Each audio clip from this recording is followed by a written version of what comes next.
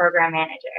On behalf of the Housing Development Consortium, Seattle King County, Town Hall Seattle, it's my pleasure to welcome you to tonight's live stream presentation with researcher Richard Rothstein and panel discussion moderated by Seattle Foundation's Michael Brown, with panelists Colleen Echohawk of Chief Seattle Club, Councilmember Teresa Mosqueda, and Councilmember Claudia Balducci. As we get underway, I would like to acknowledge that our institution stands on the unceded traditional territory of the Coast Salish people, particularly the Duwamish. We thank them for our continued use of the natural resources of their ancestral homeland. Thank you all for tuning in. Town Hall is proud to be a community-focused organization and a place where we can share and sustain ideas and creativity, even if it means we can't gather in person. I'd like to thank all of the speakers for appearing tonight to help make that possible. Town Hall will be continuing to produce virtual content this fall, and many of our past talks are available in video or podcast form on our digital media library. Town Hall is adding new events and podcasts every day.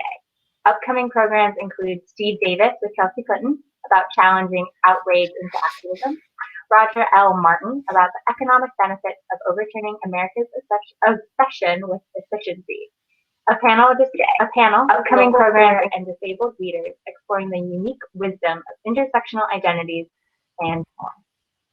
Town Hall and the nonprofit community at large have been put under significant strain due to the event cancellations and the ever-changing landscape. We hope you will consider extending your generosity to help support us during this difficult time by making a donation by clicking on the donate button at the bottom of your screen or becoming a member. You can make a donation online or text Town Hall to 44321 to give. Our partner booksellers have been hit by the negative effects of the COVID outbreak and can use your support as well. If you are interested in supporting local, independent bookstores by purchasing a copy of Richard Rothstein's book, The Color of Law, please use the link on this live stream page to purchase through Elliott Bay Books. For viewers who want to watch this broadcast with closed captioning, we recommend viewing the stream via our YouTube page, linked here in the chat. To enable real-time closed captioning, click the CC button in the bottom right corner of the video player. Tonight's presentation will be about 90 minutes. There will be several moderated panel questions, so there will not be time for audience questions. Town Hall's work is made possible through your support and the support of our sponsors. Our Civic Series is supported by Real Network Foundation, True Brown Foundation, KUOW, and Wyncote Foundation Northwest. Finally, Town Hall is a member-supported organization, so I'd like to thank all of our members watching tonight. Colleen Echohawk is the Executive Director of the Chief Seattle Club, a nonprofit dedicated to the needs of Native American and Alaskan Native people who are experiencing homelessness in Seattle. She is an enrolled member of the Kickoff Band of the Pawnee Nation and a member of the Upper Athabascan people of Minnetonka Lake. She also founded the Coalition to End Urban Native Homelessness. Teresa Mosqueda is Budget Chair of the Seattle City Council, elected in 2017. Her top priority on City Council is promoting healthy communities, uplifting working families, and creating more affordable housing for all residents of the city. She chairs the Housing and Finance Committee and is a member of the National League of Cities. Claudia Balducci is chair of the King County Council. She is a leader in transportation and affordable housing, and a strong advocate for education and the arts. She serves as chair of the Sound Transit Board System Expansion Committee, vice president of the Puget Sound Regional Council, and chair of the county's Affordable Housing Committee.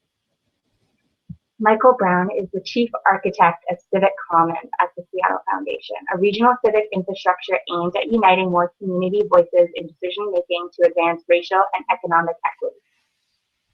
He has led efforts to tackle complex challenges in the areas of affordable housing, economic and racial equity, policy, and advocacy.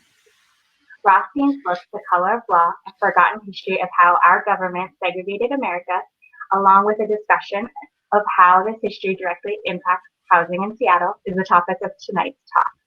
With that, we'll hand things over to Patience Malabaugh with the Housing Development Consortium to introduce Richard Rothstein.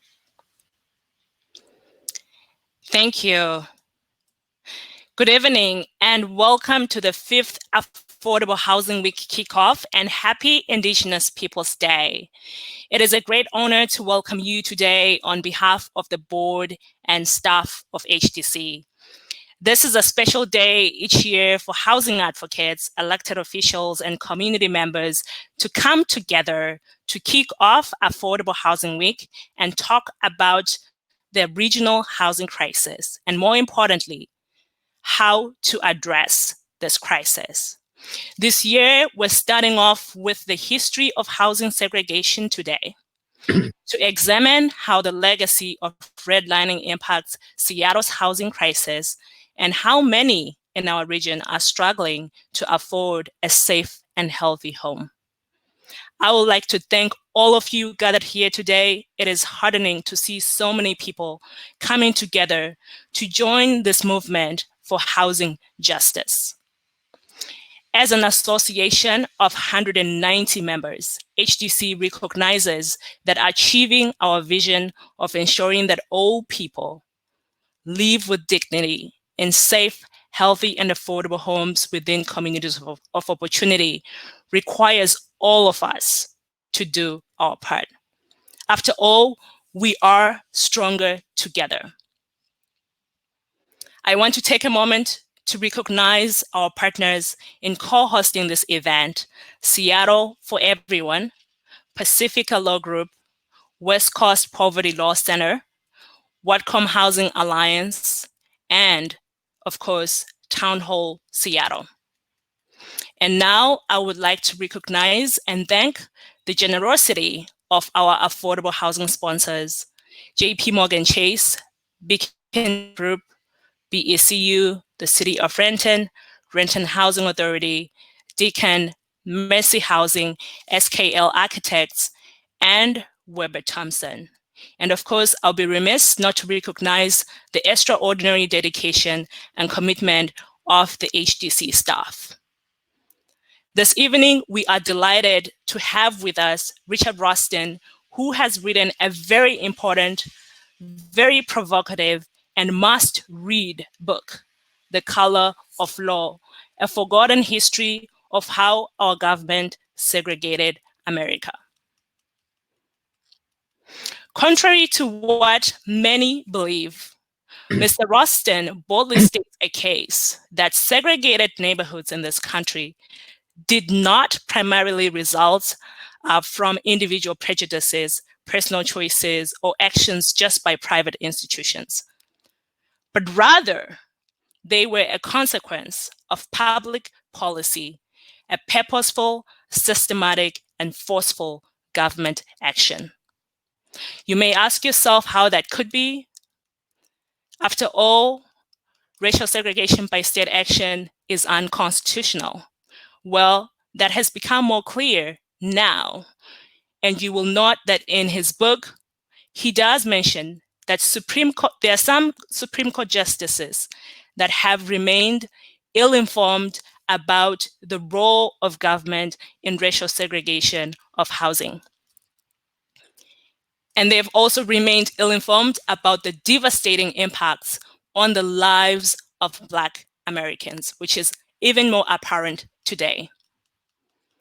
In the wake of a racial reckoning, and in particular, a reckoning with anti-Black racism, we are at a precipitous moment.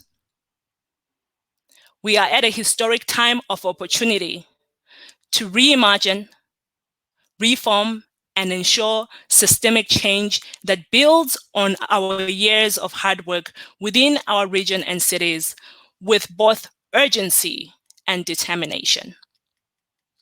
There are some notable points of work that I want to reference and call on you to think about as we sit here today. In the city of Seattle in 2018, led by Councilmember Mosqueda, we dedicated funding for a racial equity toolkit analysis of the urban village growth strategy to look at the equity impacts of how we're growing as a city. In 2019, we doubled down with more funding to ensure that the comprehensive plan update was looking at how we could increase more housing choices in single-family zones and making sure that there were strong anti-displacement measures put in place. Speeding up to that work, we have seen some efforts around renaming single-family zones and preparing for the 2024 work.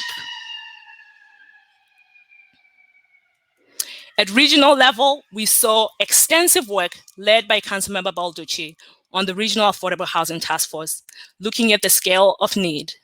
And they followed up and doubled down with an Affordable Housing Committee that has been hard at work in making sure that they are implementing the actions that were adopted. And that very group is also working on the county-wide planning policies. There's a lot of other work that I can mention that is led by nonprofits across the region in ensuring that people have access to housing in particular during this time. But as a community, in separate spaces that we're in today, in one of the most challenging times, I invite you to listen, learn, and reflect on the history of housing segregation and the continued impacts on our communities. I invite you to think about how you will contribute to the collective efforts of undoing past harms.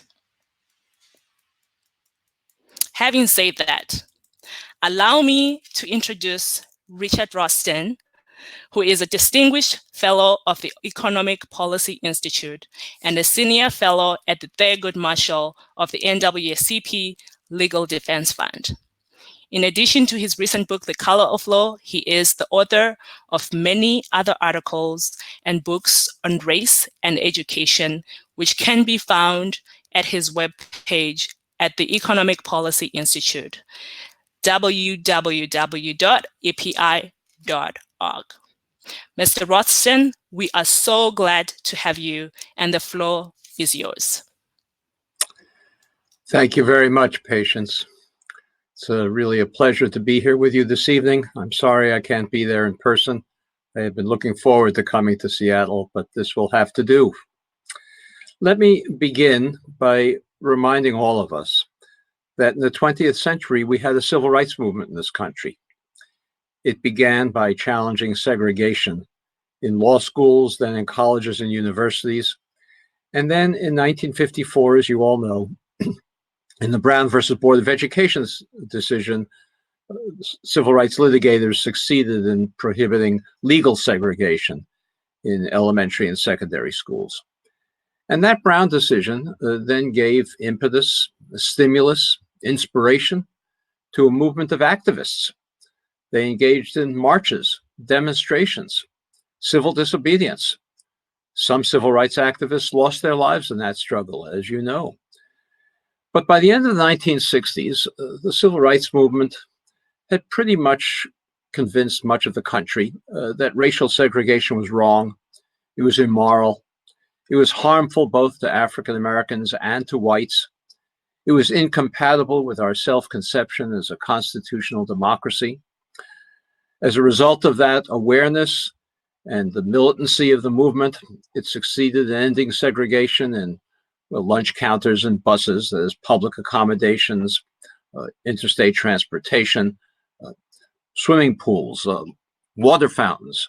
And in 1968, it succeeded in getting a fair housing law passed that prohibited ongoing segregation in the sale and rental of housing. And yet, at the end of the 1960s, the civil rights movement came to a close pretty much and left untouched the biggest segregation of all, which is that every metropolitan area in this country is residentially segregated. I've lived in many of them. Every one that I've lived in had clearly defined areas that were all white, mostly white, clearly defined areas that were all black or mostly black. How could it be? We came to an understanding that racial segregation was wrong, immoral, harmful to both blacks and whites, incompatible with our self-conception as a constitutional democracy. And yet we left untouched the biggest segregation of all. Well, partly it's because it's hard to undo residential segregation. If we abolish segregation in restaurants, the next day you go to any restaurant you want. But if we abolish segregation in neighborhoods, the next day things wouldn't look much different. So what we've done, all of us, and I mean all of us, liberals, conservatives, blacks and whites, northerners, southerners, easterners, westerners, is we've adopted a national rationalization, an excuse we give ourselves to avoid confronting the fact that we're an apartheid society, that we are residentially segregated systematically everywhere in the country. And the rationalization we give ourselves goes something like this. We tell ourselves that the segregation of schools and colleges and restaurants and buses, and that was all done by government. If the federal government was doing it, it was a violation of the Fifth Amendment, civil rights violation, and unconstitutional. And if we have a civil rights violation, we have an obligation to do something about it. If state and local governments were doing it, there's a 14th Amendment violation, also a civil rights violation, also something we have an obligation to undo. But residential segregation, we tell ourselves, that's something entirely different. That wasn't done by government. It wasn't done by law, by regulation, by public policy. We became residentially segregated sort of naturally, by accident. Of course, bigotry was involved. White homeowners and landlords wouldn't sell to African Americans in white neighborhoods or rent to them, or businesses in the private economy like real estate agencies or banks discriminated in how they carried out their private economic activities, not the governmental activities. Or maybe we tell ourselves it's just because blacks and whites, we just like to live with each other of the same race. We feel more comfortable that way. And so we choose neighborhoods that are people just like us in skin color. Or maybe we tell ourselves it's all because of economic differences. African Americans, on average, have smaller incomes, lower incomes than whites, on average. And therefore, many African Americans can't afford to move to all white neighborhoods or majority white neighborhoods. And that's why we're segregated. All of these individual, bigoted, but nonetheless non-governmental decisions, actions, is what created residential segregation. And we tell ourselves what happened by accident can only unhappen by accident. What happened naturally can only unhappen naturally. We give a name to this rationalization. We say that what we have in terms of residential racial boundaries is de facto segregation, the term that we all use. Happened in fact, not in law. Well, I used to spend most of my time not studying housing policy, but studying and writing about education policy. That was my specialty. And in the 1990s and 2000s, I spent a lot of time writing, criticizing the dominant education policy in this country. And the education policy of this country at the time, and to a certain extent still is, that the reason we have lower average achievement of African American than white children, we call it an achievement gap. The reason for the achievement gap is because teachers have low expectations of black children. They're bigoted. They don't just try very hard to teach black children. And we told ourselves that only if we could make teachers work harder, the achievement gap would disappear. I thought this was a ludicrous theory, but it was widely accepted. It was considered a civil rights view, that if only we could make teachers work harder, the achievement gap would disappear. We enacted a law, a national law, that embedded this theory. It was called the No Child Left Behind Act in 2001. It required us to test children every year and hold teachers and schools accountable for those test scores. And the law predicted that if we did that, the achievement gap would disappear in a matter of just a couple of years. It was, as I say, a ludicrous theory.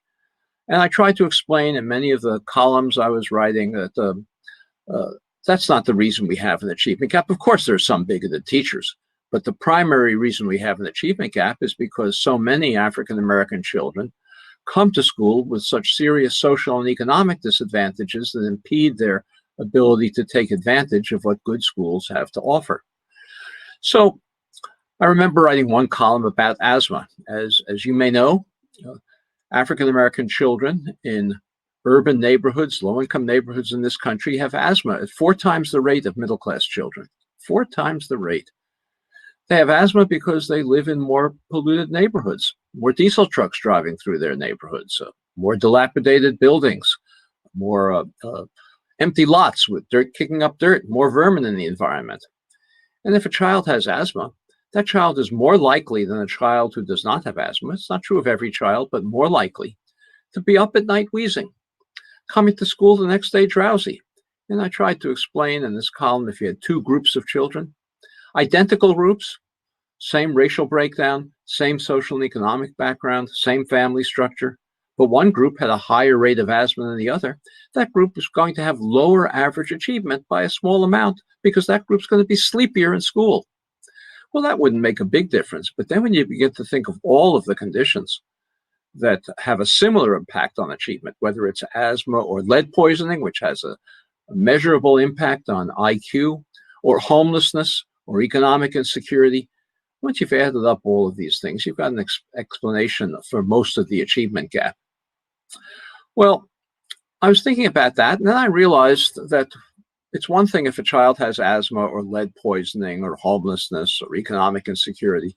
But what happens if you have a school where every child has either asthma or lead poisoning or homelessness or economic insecurity? How can you ever expect that school to have achievement that's comparable to the achievement of a school where children come well-rested, healthy, well-nourished, in secure homes? It's obviously impossible to have that expectation no matter how many laws we pass saying that it's true. Well, we call schools where we concentrate children with these disadvantages, we call them segregated schools. And the reality is that schools are more segregated today than they ever have been in the last 45 years in this country. And the reason they're more segregated is because the neighborhoods in which they're located are segregated. So I began to think that neighborhood segregation was an educational problem. I still wasn't thinking much about housing. I was trying to see this as simply as an educational problem. And then in 2007, I read a Supreme Court decision that involved your city, Seattle, and another city, Louisville, Kentucky. The Supreme Court evaluated a program that both the Seattle School District and the Louisville School District implemented to try to, in a very token way, desegregate their schools. Very trivial program. Gave parents the choice of which school in the district their child or your child would attend. But if that choice was going to exacerbate racial segregation, that choice wouldn't be honored in favor of the choice of a child who wouldn't do so. So if you had a school that was all white or mostly white, and both a black and a white child, for example, applied for the last remaining place, the black child would be given some preference. Trivial program. But the Supreme Court examined this program, denounced it, said that Seattle and Louisville could not do such a thing. It was unconstitutional for them to do such a thing. Chief Justice John Roberts wrote the controlling opinion in this case. He said it's true, the schools in Seattle and Louisville are segregated because the neighborhoods in which they're located are segregated. But he said those neighborhoods are segregated de facto for all the reasons I described a few minutes ago: private bigotry, actions of private businesses, self-choice, income differences. And he said, if you have de facto segregation, something in which the government was not involved, simply created in the private economy, it's a violation of the Constitution for the government to explicitly try to change it. Well, I read this decision and I remembered something that happened some years before, actually not in Seattle, but in Louisville. In Louisville, Kentucky, there was an all-white suburb outside Louisville called Shively. In this suburb, there was a white homeowner who had an African-American friend living in downtown Louisville. The African-American friend had was a decorated Navy veteran. He had a wife and a child, wanted to move to a single-family home, but nobody would sell him one. So the white homeowner bought a second home in this suburb of Shively and resold it to his African-American friend. And when the African-American friend moved in, an angry white mob surrounded the home, protected by the police. They threw rocks through the windows. They dynamited and firebombed the home. The police made no effort to stop any of this activity. But when the riot was all over, the state of Kentucky arrested, tried, convicted, and jailed with a 15-year jail sentence, the white homeowner for sedition, for having sold a home in a white neighborhood to a black family. And I said to myself, this doesn't sound to me much like de facto segregation. If the police, the criminal justice system, the prosecutors, the courts are all being mobilized to enforce racial boundaries in Louisville, Kentucky. And I began to look into it further and found that there were hundreds and hundreds of cases throughout the country, some in Seattle as late as 1964, of police-protected mob violence, driving African Americans out of homes that they had legitimately purchased or rented in previously white neighborhoods. Every one of these, where the police was involved, was a constitutional violation, a violation of the 14th Amendment, something that we as American citizens have an obligation to remedy, but we've never done so. And then as I began to look into it further, I discovered that it was not just police-sponsored, state-sponsored violence that was responsible for the segregation that we have today, but there were many, many federal, state, and local policies explicitly designed to ensure that African Americans and whites could not live near one another anywhere in this country in metropolitan areas. There were so many of these policies, they interacted so forcefully, their effects are felt to a great extent still today, that I concluded that the notion of de facto segregation is an utter myth.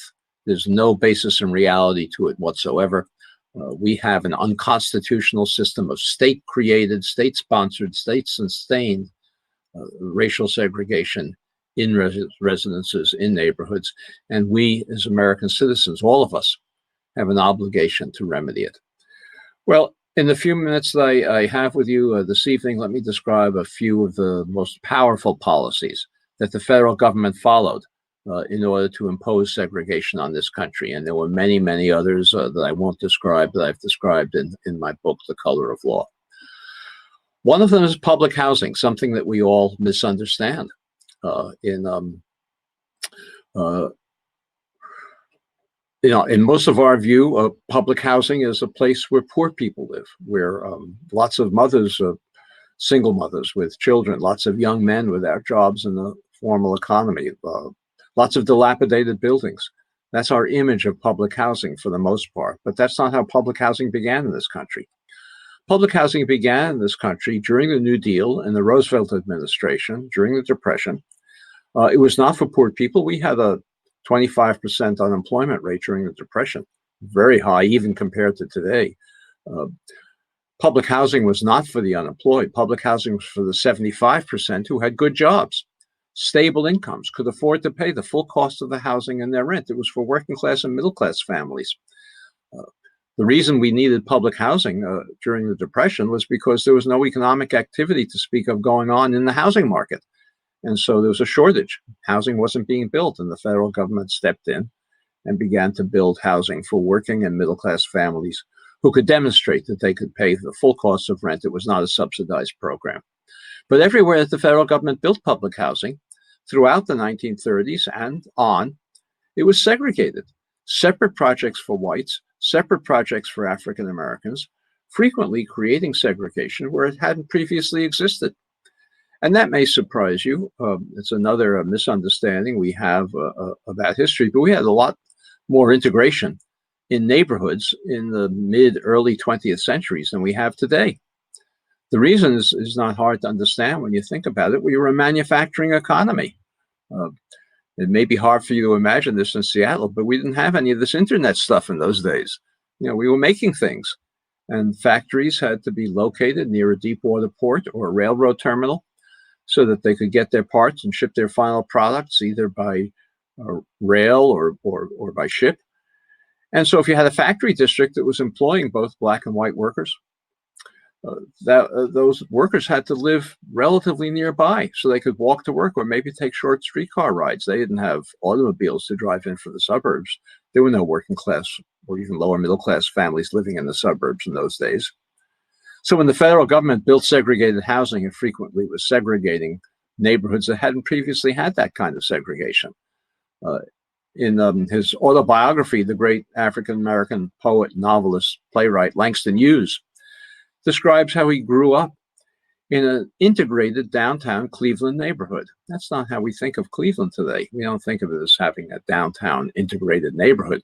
But the Public Works Administration went into that neighborhood, demolished housing, and created segregation where it hadn't previously existed. Well, Langston Hughes describes how in high school, he went to an integrated high school where his best friend was Polish. He dated a Jewish girl. It's what you'd expect to find in an integrated high school in an integrated neighborhood. But the Public Works Administration built two separate projects in that neighborhood, one for whites, one for blacks, creating a pattern of segregation where it hadn't previously existed. In my book, The Color of Law, I like where I can to talk about self-satisfied smug places. They think they're better than every place else. Maybe you've heard of one of them, Cambridge, Massachusetts. The area between Harvard and MIT, the Central Square neighborhood, was a fully integrated neighborhood in the 1930s, about half white, half black. Public Works Administration and subsequent federal agencies in the 1930s built two projects, one for whites, one for African Americans, creating a pattern of segregation there that hadn't previously existed. During World War II, the federal government intensified its program to create segregation. During the war, war plants were created around the country to create planes and ships and aircraft carriers and jeeps and tanks. They overwhelmed the communities where these war plants were located.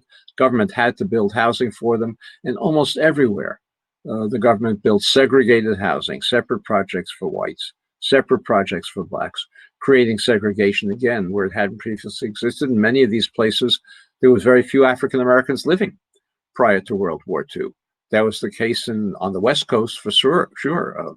If you know the history of the migration of African Americans out of the South into the rest of the country, the substantial migration of African Americans to the West Coast came during World War II, not prior to that. So when the federal government created segregation through its war plant housing, it was creating it on a basis of a community that hadn't previously known it. In San Francisco, for example, the federal government built 5 projects for war workers, mostly shipyard workers. Black and white were working together in the shipyards, but the government built 4 projects for whites only and 1 for African Americans, placing it in a district that became the black neighborhood of San Francisco, hadn't previously been so. And the same thing was done in Los Angeles and Portland, and to some extent in Seattle as well, up and down the West Coast. After World War II, there was still a serious housing shortage. No housing had been built during the Depression, except for the public projects I mentioned. During World War II, it was against the law to use civilian materials for construction of housing, unless it was for war workers. Use materials in the civilian economy, except for war workers. And then after World War II, there were millions of returning war veterans coming home, needing housing. There was an enormous housing shortage, like one we have today. People weren't living in cars. They didn't have cars for the most part, but returning war veterans were living in open fields and Quonset huts, doubled, tripled up with relatives the same way we have today in our housing crisis. The federal government felt it had to respond to this. President Truman, who succeeded Roosevelt, proposed a vast expansion of the national public housing program, always segregated. Conservatives in Congress wanted to defeat Truman's proposal for expanded public housing. Not for racial reasons. They were content that it was segregated, not because they didn't like poor people. It was not for poor people. People were still paying the full cost of housing and their rent. It wasn't yet a subsidized program. They wanted to defeat it because they considered public housing socialistic. They said the private market should be taking care of the housing of returning war veterans, even though the private market was not doing so. And so they came up with a proposal in Congress. We refer to it as a poison pill strategy that they used. A poison pill strategy is one where in Congress, opponents of a bill put forward an amendment that they think can get a majority. And then when the amendment is passed and becomes part of the final bill, a different majority finds the final bill objectionable because of that amendment, and so the bill goes down to defeat.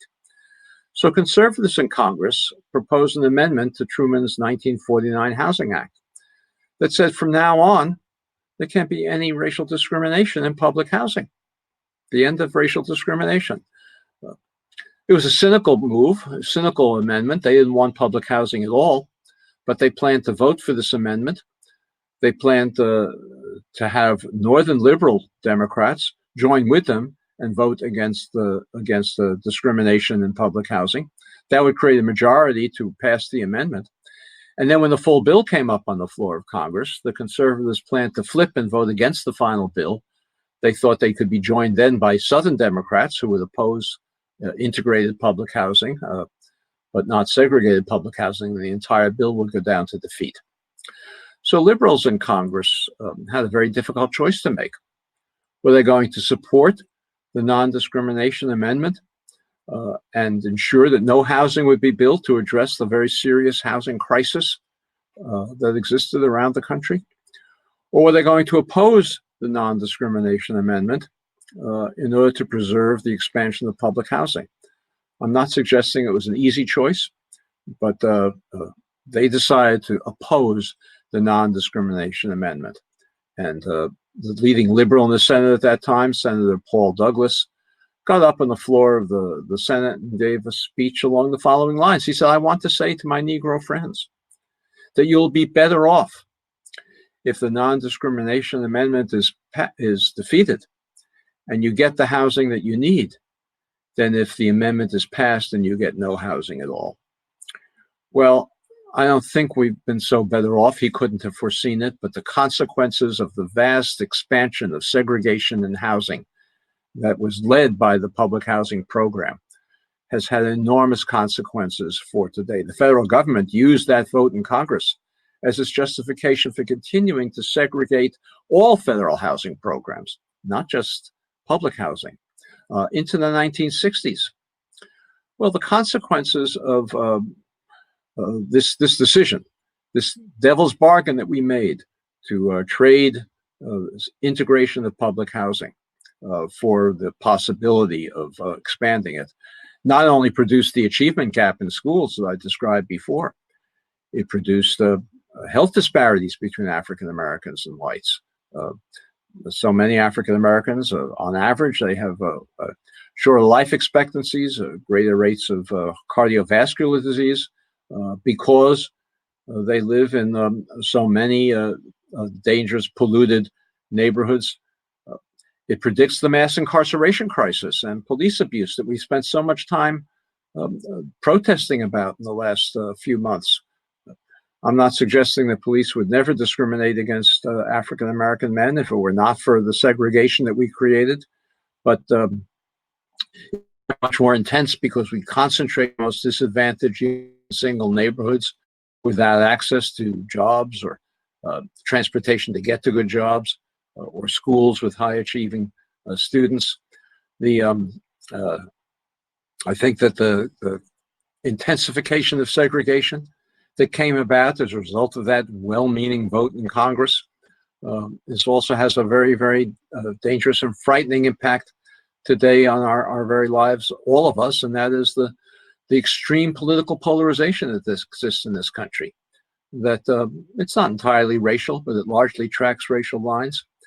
How can we ever expect to develop, to maintain, to sustain the common national identity that we need to preserve this democracy if so many African Americans and whites live so far from each other? That we have no ability to understand each other's life experiences, to empathize with each other, to develop, as I say, a common national identity. But that was the consequence of the choice that we made in 1949 to encapsulate into law a policy of segregation in all federal housing programs. Well, public housing was vastly expanded under that 1949 Act on a segregated basis. And I'm sure many of you are familiar all across the country with these projects, high rises in many places. Perhaps the most famous of them is Pruitt-Igoe in St. Louis. It became notorious as a vertical slum where we concentrated the poorest families in St. Louis. But Pruitt-Igoe was not one project. There was two projects. Pruitt was for African Americans. Igoe was for whites. And this was the pattern everywhere in the country. Well, very soon after that, those projects were built in the early 1950s as a result of the 1949 Housing Act. A development occurred that was quite surprising to policy experts, to housing experts. And that was that all of the Black projects, like Pruitt, had long waiting lists. We didn't build enough housing to take care of the housing crisis. But the white projects developed large numbers of vacancies. Soon, even the most bigoted public housing official couldn't justify a situation where some of his buildings had long waiting lists and others were half empty. So soon all the projects were opened up to African Americans. Public housing became, as whites left, a predominantly African American institution in much of the country.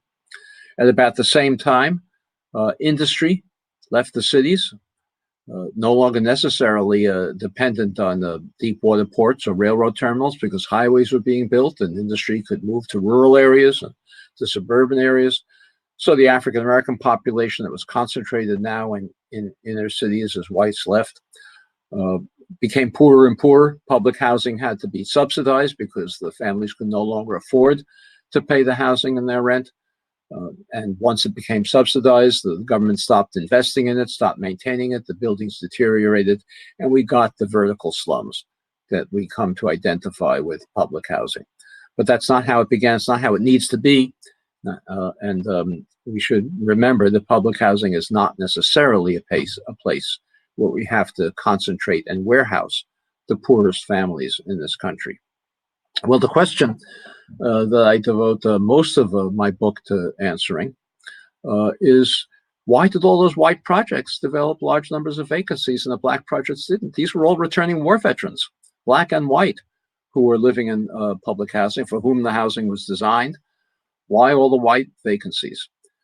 And that was because primarily of another federal program that was equally racially explicit.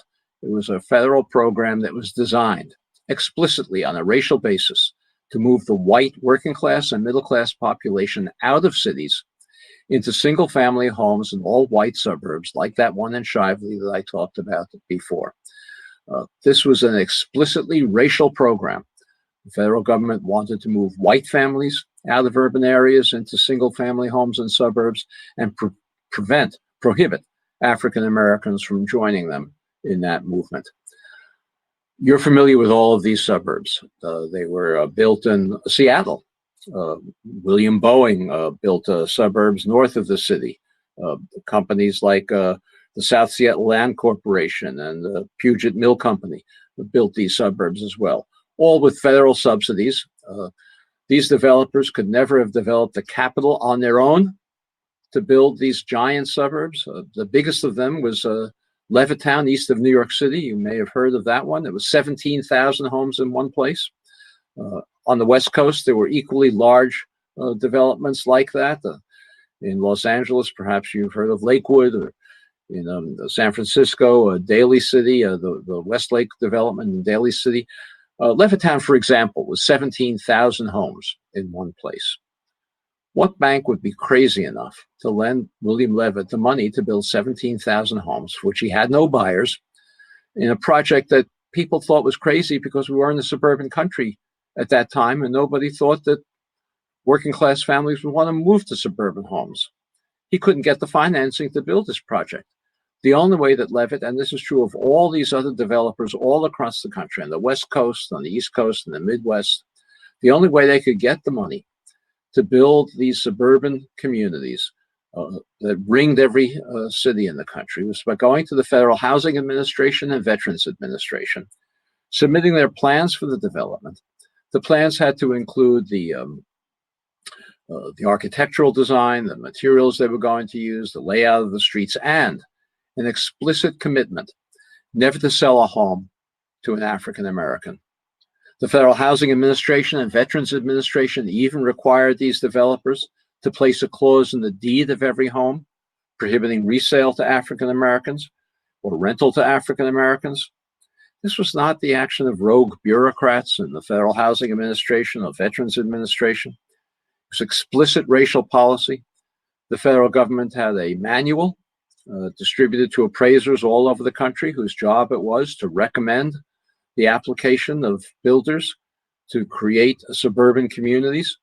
The manual said that appraisers could not recommend for a federal bank guarantee a development that was going to be integrated. The manual went so far as to say that you couldn't even recommend for a federal bank guarantee a development that was going to be all white. It was going to be located near where African Americans were living. Because in the words of the federal policy manual, the underwriting manual, that would, quote, run the risk of infiltration by inharmonious racial groups. That's what the federal policy manual said. This notion of de facto segregation, as I say, is utter nonsense. There is no basis in reality to it whatsoever.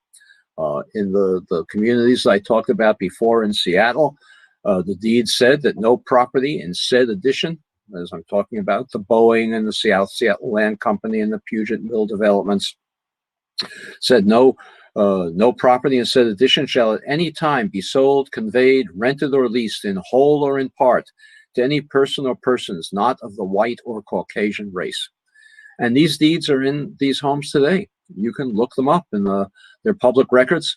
The Civil Rights Project, the Seattle Civil Rights Project, the University of Seattle, of Washington, has identified many of them, put them on the website.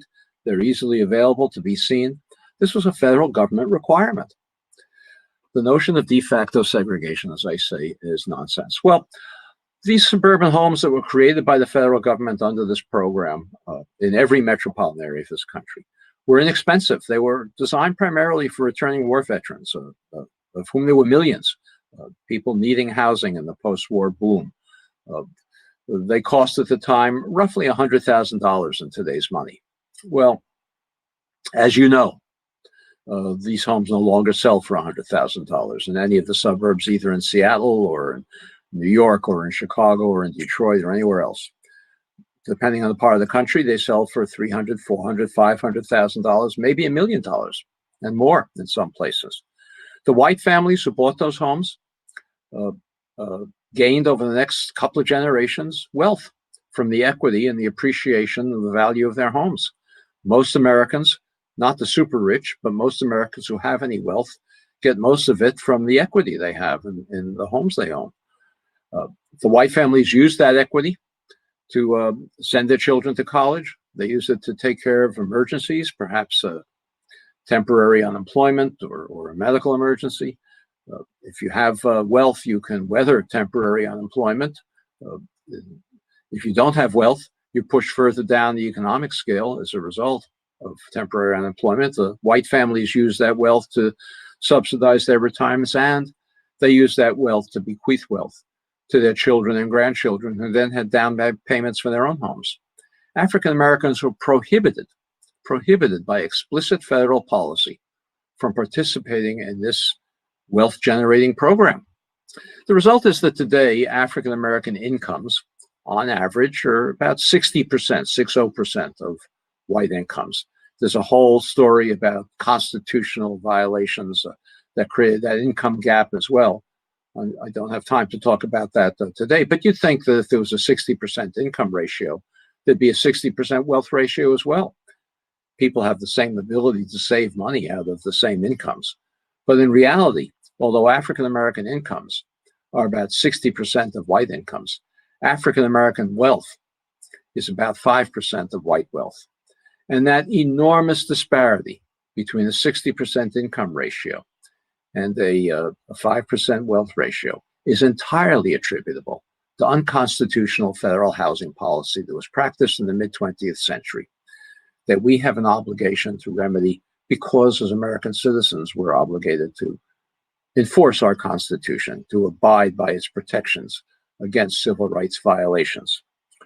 Well, the policies to redress segregation are well known. There's no mystery about them.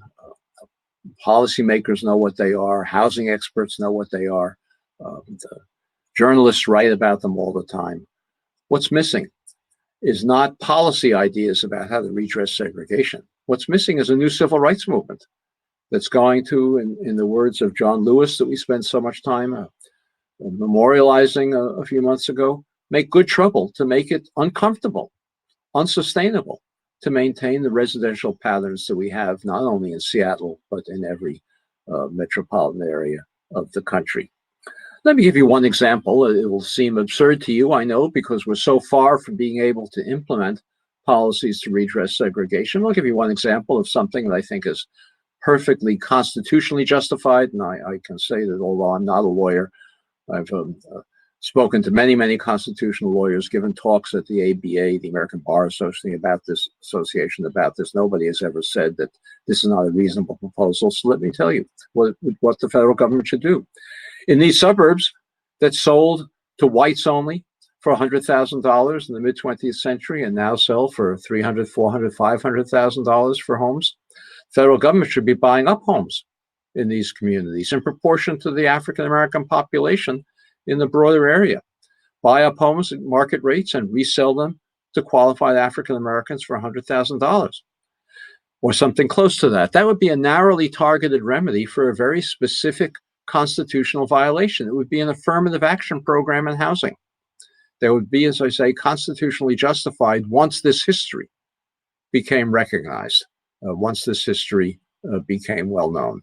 When the courts, as in the example I gave at the very beginning of this talk about the Seattle and Louisville school desegregation case, when the courts prohibit explicit federal policy to redress segregation, they do so on the basis of denying that the federal government had any involvement in creating the segregation. Once they're forced to recognize that the federal government did have a chief role in creating the segregation, affirmative action policies in housing would be perfectly well justified. We also have programs at the low end of the income scale, not for middle class and working class African Americans who might be subsidized to move to homes that they could afford at more reasonable prices. But at the low income level end of the scale, we have programs that subsidize housing for families disproportionately African American and increasingly Hispanic. The biggest one is the low-income housing tax credit, a program that's administered by the Federal Treasury Department. It's a subsidy that the Treasury Department distributes to states. Many of you are familiar with this program, I know. And the states then distribute them to developers to build housing for low-income families. Absurdly, the Treasury Department regulations place a priority on putting more low-income housing units with these tax credits into existing low-income segregated neighborhoods. It doesn't say it's doing it for racial reasons. It has a theory that if you build all your low-income housing in low-income neighborhoods, it will improve the housing in those neighborhoods. Of course, it will, and we should improve housing in low-income neighborhoods. Well, we shouldn't be improving housing only in low-income neighborhoods. We should be creating opportunities for families who want to do so to move to higher opportunity neighborhoods where there's access to transportation, jobs, grocery stores that sell fresh food, excuse me, schools with high achievement. We should have the opposite priority. One of the reasons that we don't do it, not the only reason, but one of the reasons we don't do it, is because many of the suburban communities that were originally created at a low price, that is $100,000 a piece for relatively modest homes, have since adopted zoning ordinances to reinforce and perpetuate their segregation. They prohibit the subsequent construction of anything but single-family homes on large lot sizes, making it impossible to build not just housing for low-income families, but housing for working-class families, for middle-class families, for teachers and nurses and construction workers, many of whom are African-American, who have been excluded from these neighborhoods in the past and now continue to be excluded, not because we any longer have a racially explicit prohibition, but because zoning ordinances prohibit anybody from building housing for families of that kind, with those kinds of incomes. So these policies, as I say, are well known. In my judgment, if we have a zoning ordinance that is perpetuates an unconstitutionally created segregation, that zoning ordinance is itself subject to constitutional challenge. Not under the current courts that we have, but in the long run, as we build more and more understanding and more good trouble around this issue, the courts will have to adopt it. Let me conclude by saying that I'm involved with a group of national civil rights leaders to create a new national committee to redress racial segregation in neighborhoods. It will be based on organizing local committees and supporting local committees where they exist to address segregation. It will have 4 components. One is improving resources in low-income communities. Second is preventing massive displacement from gentrification in low-income communities. Third is opening up opportunities in predominantly white, higher opportunity communities for African-American residents. And fourth, stabilizing integration in the few places where it exists. If any of you would like to be on the notification list when we announce the launch of this national committee, you should let me know. My email address is widely available on the web, and I would look forward to hearing from you. I want to thank you for your attention to these thoughts that I have, and I look forward to the discussion that's now going to follow. Thank you very much. Richard, thank you so much. I don't even know if I have the words to capture just how powerful that presentation was. So thank you for that and for also sticking with us on this panel. For those of you who came in maybe halfway through, my name is Michael Brown, and I'm going to moderate tonight's panel. We're joined by Colleen Echohawk, who is the Executive Director of the Chief Seattle Club. We're joined by Claudia Balducci, who is a King County Council member and currently the Chair of the King County Council. And we are joined by Teresa Mosqueda, who is a Seattle City Council member and also the Budget Chair of the Seattle City Council. So I want to start off with just kind of a rapid fire answer from each of you. What's your high level takeaway from Richard's presentation, what we just heard? I'll jump in because it's like listening to my life a little bit when I hear this presentation, because I'm a person who grew up in one of those post-war suburbs and not far from Levittown, actually, and lives in another one here in Lake Hills, Bellevue. And just what you could see on the ground, just living your life day by day about the segregation that occurred because of the kind of policies that just seemed to us growing up in it like that's just the way things are. It was very, very effective at dramatically segregating people by race, and that was the background noise that we all grew up with where I come from. And so it's really hard to hear in a way, because now as a policymaker, the thought of how you undo that it's daunting. So that's my immediate gut reaction. Well, I'll follow up on that then, Claudia, because I kept thinking throughout your presentation that having a systemic response is the appropriate response. If we know, and that's why I think it's so important what you're sharing and what everyone here on this, this video cast is hearing, is that if there have been systemic racist work happening against people of color, then we have to break those down. We have to be systemic in seeing how we change those policies. And, I can speak from personal experience that, I'm in the middle of building low-income housing right now for Native people. And it is incredibly hard. Every possible barrier that could be thrown in my way is there. And so it's important that, we have some wonderful council members here who have helped me along the way, but breaking those down, trying to find new ways, reducing the barriers has got to be a priority as we move forward. I'll also add, I think your report sort of highlights the disconnect between the headlines that we see and the lived experience of so many in Seattle, and assuming across the country as well. One of the latest headlines in the Seattle Times just 2 weeks ago highlighted the fact that the average income in Seattle was over 6 figures. But we know the reality in Seattle is that most families who are Black and brown cannot afford to live in the city. And we have seen the consequences of, racist redlining policies remain in statute today when 75% of our city's residential land is still zoned for single family use. When you have African Americans earning just over $40,000 a year and Native-led households earning 30% of what white households earn, there is no way that we can't say that those racist covenants are not still in effect when the average cost of a home in Seattle is $770,000.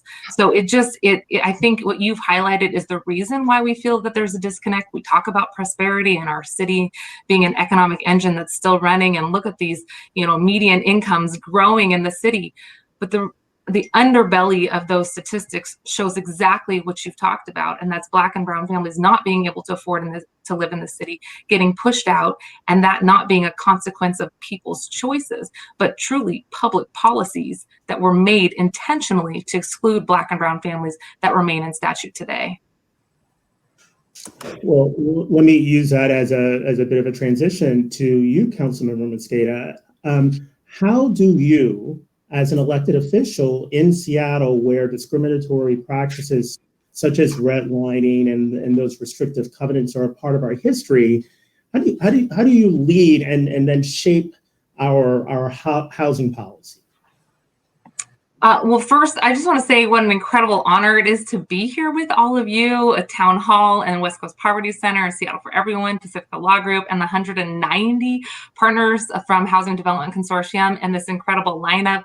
Thank you, Michael and Councilmember Balducci, Colleen. What an incredible lineup this is. And if we were in person, I would just be giving this huge round of applause for this panel that you all have pulled together and all of the work that you all do on a daily basis. To answer your question, I really think of it as threefold. What responsibility do we as elected officials have? Number one, we have to name and own and call out these roots of continued segregation that we see playing out here in the city of Seattle and across the country. And then the last two, I think, are listening to those who are directly impacted, who have the lived experience of being impacted by the legacy of redlining racist covenants in the past.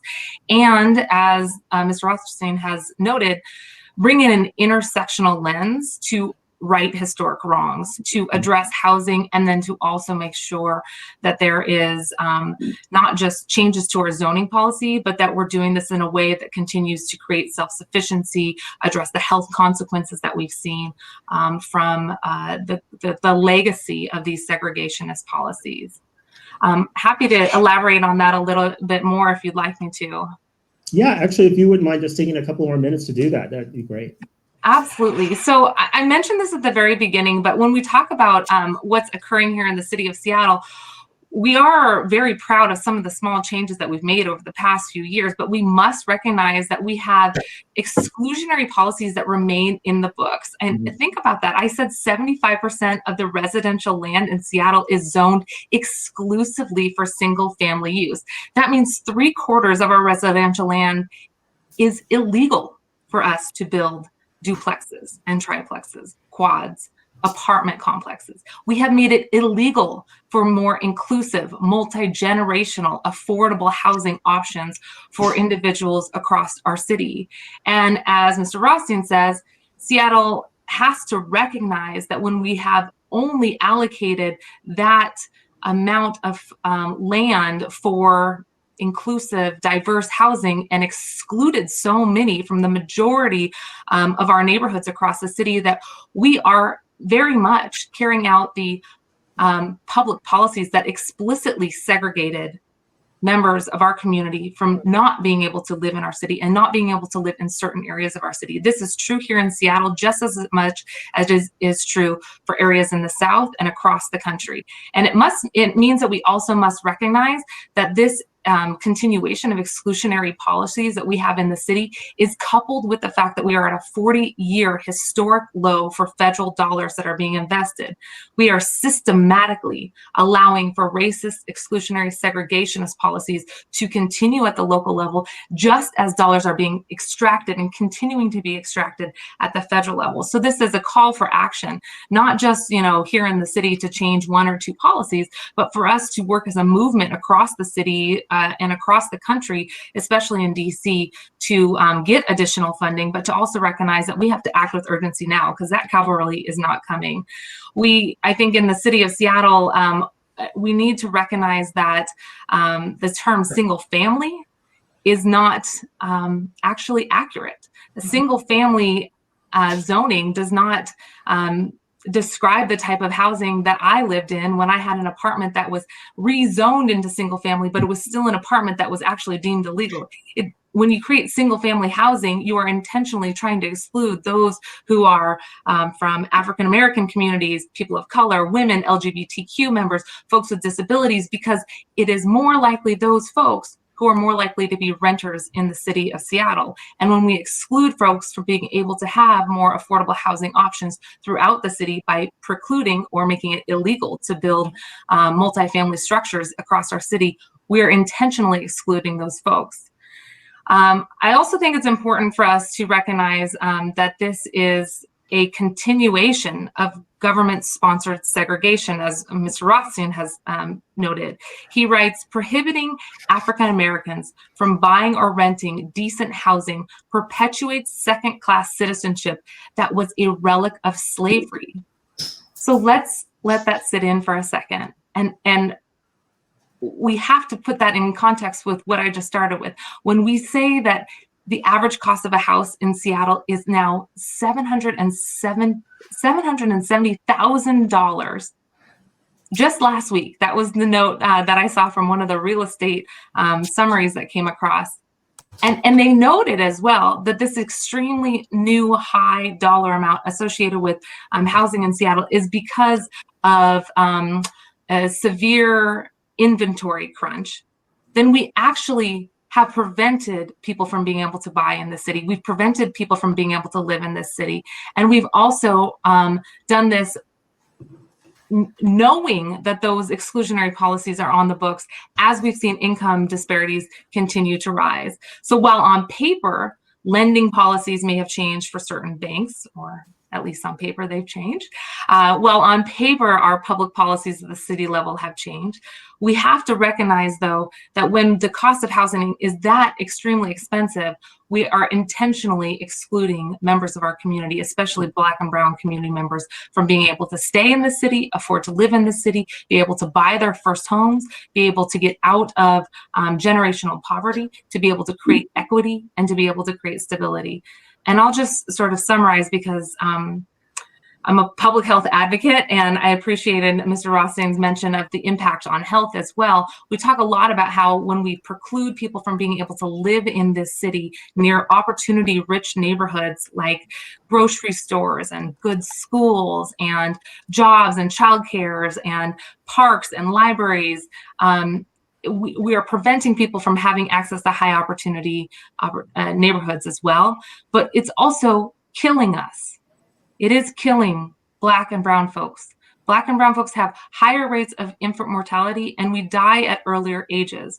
And the inability to have access to stable housing, affordable housing, is a contributing factor to the social determinants of health that is killing us. It is killing our Black and Brown neighbors and our residents in the city of Seattle. And we must act with urgency to make sure that we address this issue, because it's not just a matter of making housing more affordable or available. It is a matter of making sure that we're addressing life or death situations, and you cannot be healthy without having a house. And Mr. Rothstein mentioned the fact that many affordable homes are in, or affordable housing options are sometimes in toxic neighborhoods. It's also the toxic stress that is imposed on our communities from having to constantly worry about being evicted, not being able to make rent, not being able to know if you're going to get the application to get accepted into a new rental unit. And when we see higher rates of rental units going to individuals from communities of color, we must recognize that our zoning policies, as one factor, must be addressed to actually address the legacy of segregation. And then lastly, this is not just about the intentional public policies that sort of were ignored for the 102 years, as Rothstein mentions, after the 1866 Civil Rights Act. This is about what the city of Seattle has intentionally done over the last 50 and 60 years, including in the 90s, where we expanded single-family zoning instead of concentrated it or created more opportunities across our city. So the last two items that I had mentioned was for fixing this requires us to work in tandem with those with lived experiences who are experiencing this on a daily basis, and to bring an intersectional lens, because we know that the consequences of COVID have only exacerbated and exposed, not caused, the income inequalities that we're seeing right now or the health disparities that we're seeing right now, but have exposed the underlying inequalities in our existing system, and leading with folks who are from communities of color, leading with the directive from Black and Brown communities to not just change zoning policies, but to change our funding strategies, as Colleen mentioned, to actually get those dollars, break down those barriers, build the housing, create the dense, opportunity-rich housing that our city needs, and to do it in combination with making sure that people have access to childcare and good jobs and a union so they can speak up at the workplace and have self-determination, have retirement security, and get out of generational poverty and get away from that chronic stress, I think is some of the things that we need to take on as a system. Thank you, Councilmember. One of the things that you mentioned, and Colleen, this is directed to you, communities that have been excluded. And we know Indigenous people have had a long history of being subjected to not only discriminatory housing policies and housing segregation, but also land theft and continued displacement. And as one who works with, an Indigenous community, can you talk about how you see these policies manifesting in the Indigenous community's ability to secure stable and affordable housing today? Yeah, thank you so much, Michael. And Councilmember Mosqueda, you're on fire. I'm getting all pumped up over here. Like, we have so much ahead of us. I want to thank everyone for being here, for paying attention to this incredibly important issue. I'm also glad to be here on Indigenous Peoples Day. I would like you all to consider how often you actually see a Native American or Alaska Native American Indian person on a panel. And I think that is really wildly important for us to recognize how often the Native voice is not there, and that is a form of erasure. So I want to thank everyone who brought this panel together today and letting me and inviting me to be here. And to answer your question, Michael, I think that the first thing that comes to mind is a quote that my deputy director said to me years ago. His name is Derek Belgard, and we were sitting in our office talking about just how hard some of these policies were for our folks, how hard it is for our folks to get into any kind of housing. And he said, prior to 1492, there was no homelessness in this country. And prior to 1492, we had a 100% success rate in housing our communities. And as you all know, the tragic story of how many of our communities were destroyed as colonizers moved into this country. Millions of Native people died. There was a genocide of people, culture, and our housing mechanisms. We lost so many wonderful, beautiful housing mechanisms of how we loved and took care of our community in our housing. And those were lost along the way. And that trauma just reverberates through our communities today. And in fact, here in Seattle, we know that it was in 1865, there was a Seattle City Ordinance that said Native people were not allowed inside the city of Seattle. And when we think about our incredibly high rates of homelessness today, I think we have to look back at that original ordinance that was one of the leading causes of the high rates of homelessness for Native people. So here in King County, Native people make up 15% of the homeless population, yet we make up less than 1% of the total population. This number and this data is reflective of cities around the country. So we have to consider, why are Native people so likely to be homeless in urban centers? And we know that it's because it's a reaction to the 1956 Urban Indian Relocation Act. where Native people were removed once again off of reservations and into urban cities like Seattle, San Francisco, LA, New York, all over the country. And when we got here, with the promise of job, with the promise of housing, if you lose that job, if you lose that housing, many Native people became homeless at that time. And I think that we all have to think about what that means for us. What does it mean that the first people of this country are the most likely to be homeless? I think that there is reflection that we have to do, and then there is action that we have to take. If we really understand these discriminatory policies that have ensured that people of color are going to be more likely to be homeless and less likely to get into housing, then we have to respond with an equitable lens. And that equitable lens requires special deals for Native people and for Brown people and for the BIPOC community. And the reason we need to do that is because it's effective. About 3 years ago, my agency, the Chief Seattle Club, we received funding to do rapid rehousing work. So the city of Seattle said, yeah, we see this. We are going to give Chief Seattle Club funding to support getting Native people back into housing as soon as we can. Now our rapid rehousing program is the most effective in the system. It's the most effective because we understand our community. We understand the trauma. We understand the shame. We understand all of the things that have pushed and pulled at the Native community. And we come to our community with love. We come with open hands. We come with understanding, saying, we see you, we know you, we understand what you've been through, and we're gonna help support you through that system. And so our program is incredibly effective. And so when I like to remind people that the equity work that we're talking about is effective work, and it helps our whole system when we see different populations being given special attention to and brought into housing and security. And you might wonder, how does the fair housing work? We have wonderful programs that are coming up around the country that affirmatively market to people of color who've been pushed out of housing through gentrification and other mechanisms. So it is incredibly important that we see that people of color-led organizations are building housing. Not only are we building housing, but we're managing that housing. We are supporting the people that live in those buildings and finding ways to restore what was lost. What we know about Native people and Native housing is that we've lost so much along the way, but the Native community is incredibly resilient. I always remind people that in my own family, I am the descendant of 600 people that survived our genocide. And so there is an incredibly resilient community that has a lot to teach our system.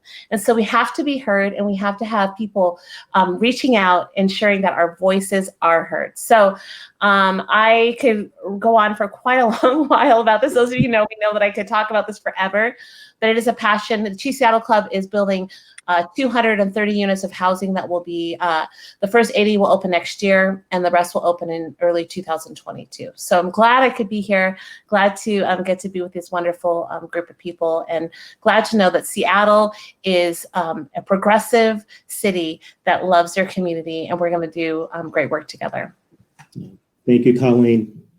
Councilmember Balducci, you chair the King County Housing Committee, and not only do you see what happens in Seattle, but you see what happens throughout the entire county. So you have a great sense of the massive scale of the crisis now exacerbated by the COVID pandemic.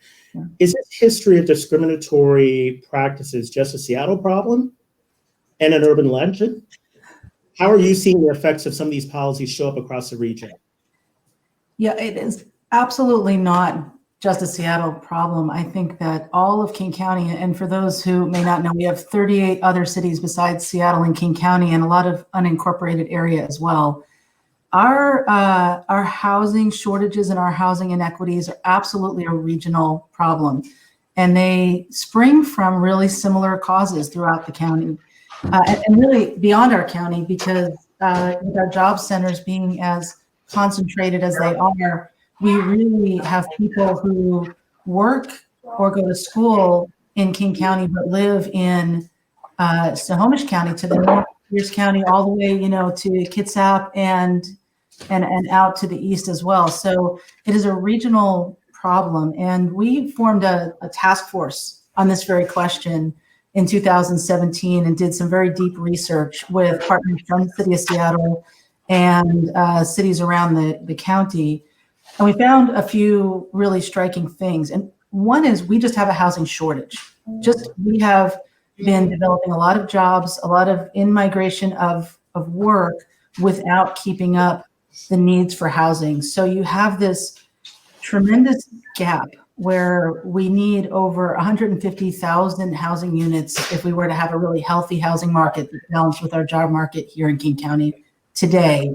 That grows over time to over 245,000 units if you go out 20 more years. And of course, that leads to a lot of cost burden. When people can't afford to live near where they work, and the market becomes distorted. And so we see over 100,000 households in King County alone that are what we call severely cost burden. That means they spend more than 50% of their income on the cost of housing every month, on rent or mortgage payment. That means that people are one major financial shock away from really losing their homes. And of course, not surprisingly, given that we have had the same types of exclusionary policies at work here as everywhere else in the country, we absolutely were not immune to steering and redlining and exclusionary covenants and sort of less facially obvious things like exclusionary zoning. The cost burden is not equally shared.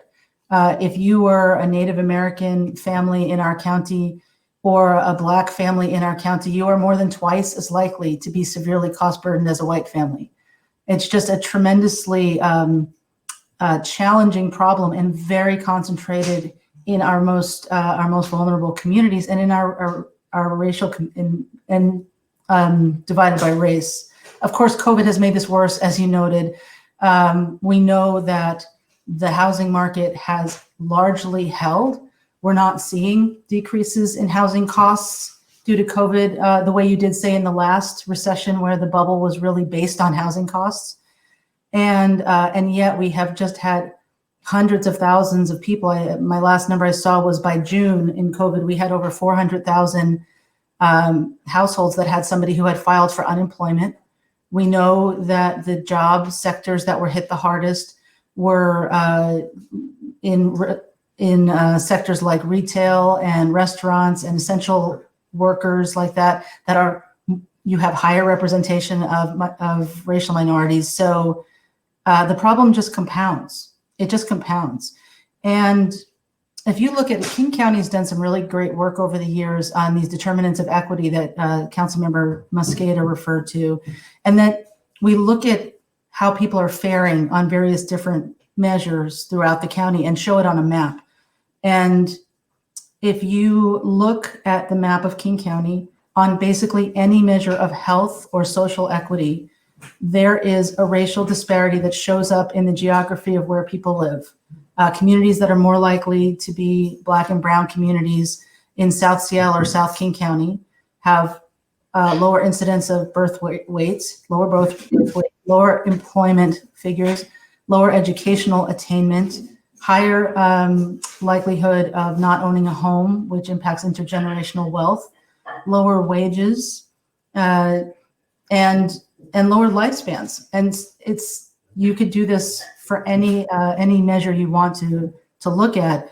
It's really something that we shouldn't be okay with. We should really care a lot more than sometimes it seems that we do in government to make this change.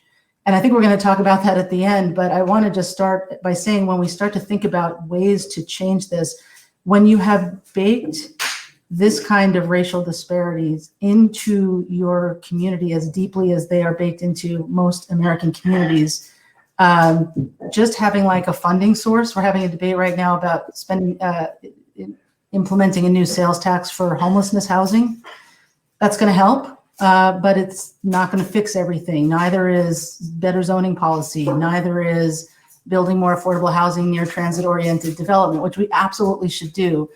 We are going to need to sort of think intentionally about how we undo the systems that caused the disparities we see today. And that will mean that we have to be able to invest in communities that require more investment. And we have laws that say we can't do that by race in this state. So I think we're going to have to really start to build, as the professor said, a movement to get the legal supports to replace the legal deficits that we have been living with for so long. Thank you, Councilmember. Okay, final question, and we're running short on time, so I'm just going to ask everyone, be pretty succinct with your answers. And Richard, I'd love for you also to contribute to this question.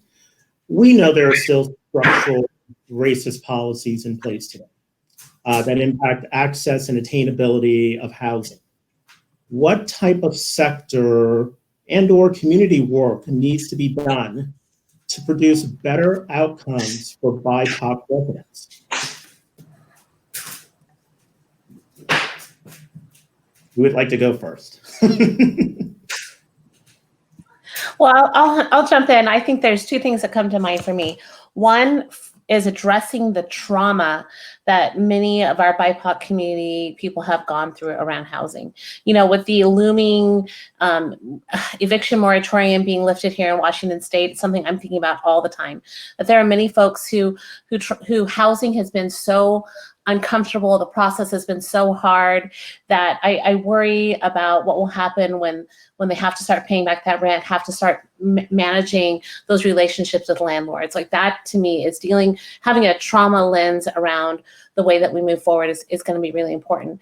The other thing is I think that we have to remember that almost all of our low income housing and affordable housing has been created by white men. We have very few Black architects. We have very few Native architects. We barely make the charts. And so we need to think about housing that reflects cultural communities and housing that is going to provide a stabilization and warmth for our communities. I think there's a lot of connection there. The other thing I'll say finally is that there's also cultural ways of housing that we've just ignored. I think why can't we build like beautiful longhouse here in Seattle that houses a lot of people in a very specific Coast Salish way, and make it like beautiful and wonderful and a different kind of housing. We have to do it differently. What's happening is not working right now, right? We know that we don't have enough and that people are struggling. So there's got to be different ways to do it. Thank you. Richard, Colleen. There we go. Claudia, were you saying something? Yes, can you hear me? Now we can hear you. Okay, sorry. I was going to say I want to jump in now because I don't want to go after Councilmember Mosqueda. She has all the energy tonight. One of the themes I think I agree with is that trying to come up with government-sponsored or government-only solutions to problems that have been caused by government policy in the first place is probably not the path to success.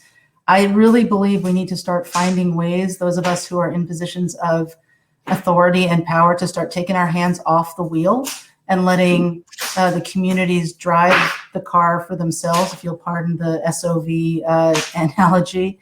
And we have some recommendations that we want to follow up on at our committee to try to start to build that with capacity building, with land transfers. There's been some discussions of supporting communities to build community-based housing near transit with anti-displacement strategies, with just holding our own selves accountable by creating toolkits and checklists that we have to use all the time when we engage with community or with housing policy to make sure we're not doing the shorthand stuff that entrenches further policies that have created racist outcomes. But there's a long way to go. I mean, we're really used to doing things the way we've always done them. And we do have a very large housing shortage. So to try to change direction and do it to scale, I think is going to be our big challenge. And it's something that will take the whole region, governments from all over King County, all over this area, and community working together in order to really make a difference. Thank you again for the questions and the opportunity to participate in this panel. I want to lift up one more thing the professor writes about. He says that we must not see desegregation as just desirable or as one more thing on our to-do list. He says we must see it as a moral obligation and a constitutional obligation to reverse it. And in doing so, I think that this has to be paramount. It needs to be at the top of our list, both as public policymakers and as advocates, to come together to work on this issue. As Professor Rothstein writes, it is one of the only areas where we continue to see segregationist policies remain in statute in public policy. We must address this with the urgency that it demands, because the consequences, again, are killing people, displacing people, pushing people into homelessness, and is providing state-backed justification to exclude people from our cities and housing. That is not okay. So one of the things that I want to uplift, and both Colleen and Councilmember Balducci mentioned this in their comments about investing in the culturally right solutions and taking our hands off the wheel and giving it to communities impacted. We must recognize that communities have solutions, whether it's Chief Seattle Club, whether it's Africa Town, organizations, advocates, individuals within communities, especially communities of color, have been long calling for solutions to break down barriers to investing and funding affordable housing and culturally relevant housing, and also fighting to make sure that they are in opportunity-rich neighborhoods, close to transit, as was mentioned, close to cultural centers. We have to make sure that those are the organizations and entities that are given the opportunity to get funding first. We have done some of that in the city of Seattle, and through policies that I've been helped champion along with community partners, like making sure that those who have been in the neighborhood get the chance to come back first, affirmative marketing, and Colleen, what's the name of the other public policy? Affirmative marketing and it's so funny. I was thinking about it today. I couldn't remember either, but community-based community preference. Community preference. So we've done some of those things, but it's like the low-hanging fruit. So now let's turn over the reins to people who are from organizations who've been calling for those solutions for a long time, to actually have the funding they need to actually leverage additional funding and change the zoning policies. Let's pass more progressive revenue.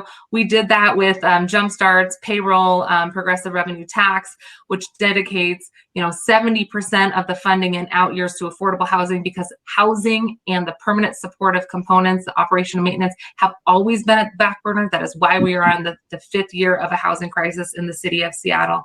And let's also make sure that as we're doing it, we're building green, affordable housing, fossil fuel housing with good union jobs, and making sure that we're investing in those Green New Deal principles as we create a more inclusive Seattle, which, by the way, housing by its very nature in dense cities is an environmental justice policy, because you're preventing people from having to commute hours in from being displaced. And I think those are sort of the 3 points that I'd like to lift up.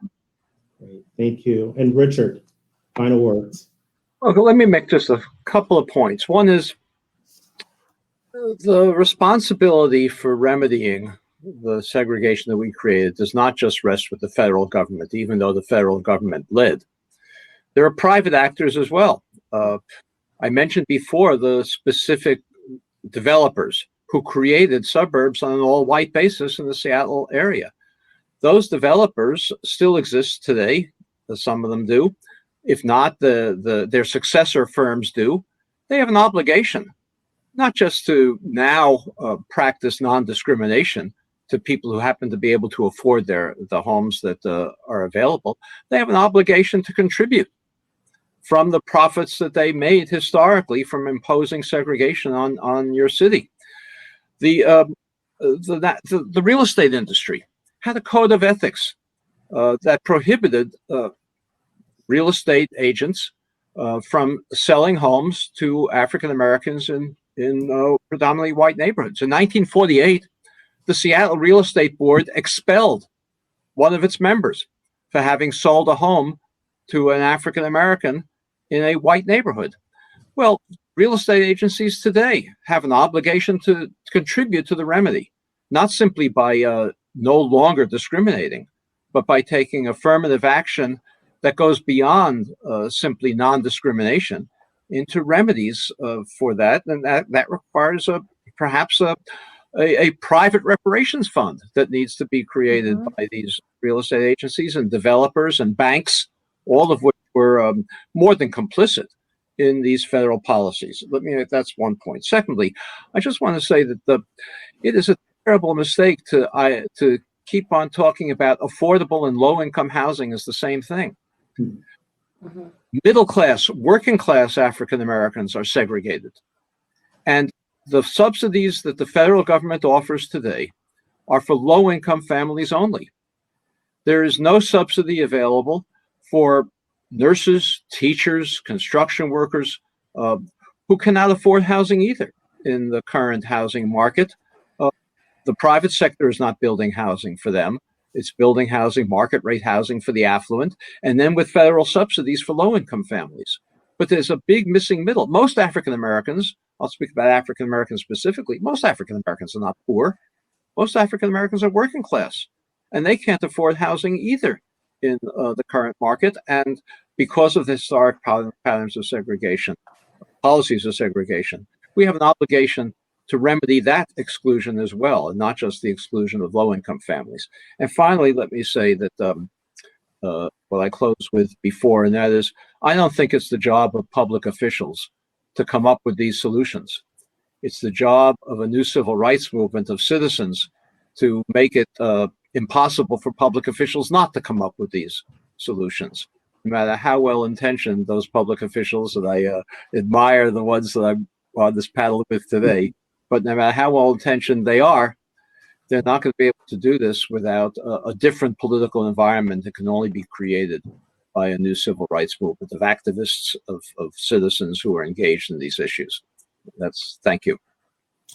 I want to thank all of you for taking time out tonight to join us. So thank you. And hopefully, can't hear the applause, but hopefully there's applause coming as a result of this great panel. Thank you.